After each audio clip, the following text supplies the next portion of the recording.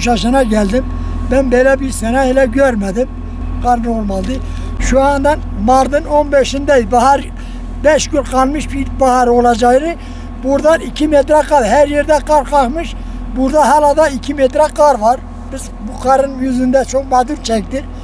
Burada biz ekmeğimizi bulamıyoruz. Allah razı olsun. Böyle ekipler bazen geliyor bize ekmek getiriyorlar. Bizim yollarımız kapadı, ilkbahardır.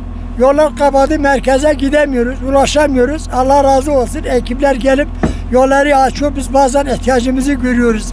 Bu 15 gündür biz de bile ihtiyacımızı göremedik. Allah razı olsun. Gelip yolu açıyorlar.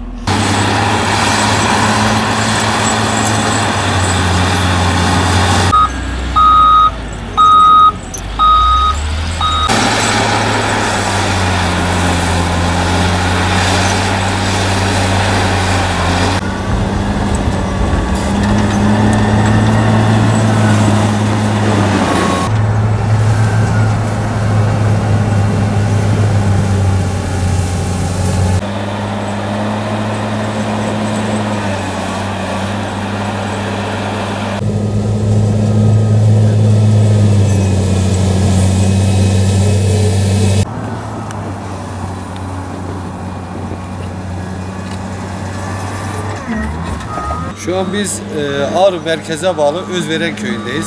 4 saattir çalışmamız bu köy yolunda devam ediyor.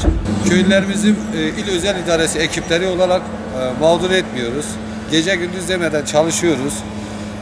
Şu an gördüğünüz gibi 4 saattir bu yoldayız. Halen daha köye ulaşmış değiliz. Burası Ağrı merkeze bağlı yüksek rakımlı olan köylerimizden bir tanesidir. Bu son senelerin en yoğun karını biz bu sene yaşıyoruz. Bahar ayındayız. Bahar ayında olmamıza rağmen şu anda bölge bölge köylerimizde hep 2-3 metrelik karlarla karşılaşıyoruz.